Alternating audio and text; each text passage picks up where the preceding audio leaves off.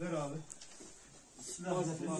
Ele getiren malzemeler. Diğer tarafa geç istersen, orada tek tek tanırsın. Uzat üstünden abi. Evet.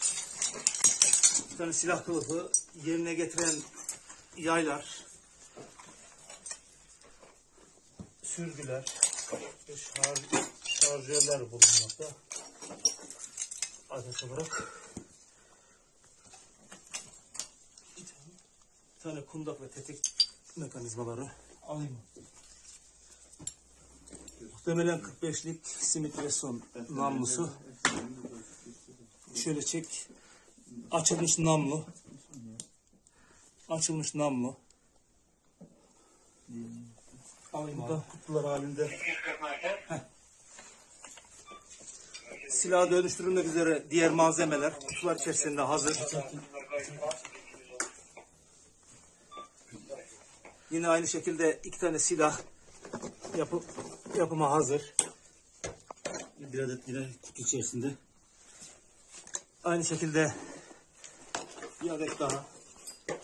Parçaları burada. Şarjör, sürgüsü ve diğer malzemeleri. Şöyle bir tane büyük kutu. Şöyle açalım. Bir adet tek kırma tabir edilen av tüfeği parçalı bir vaziyette kutu içerisinde dizilmiş.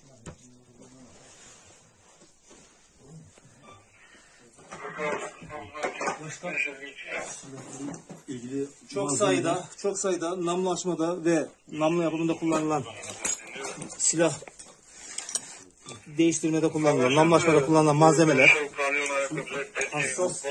hassas ölçüm malzemeleri.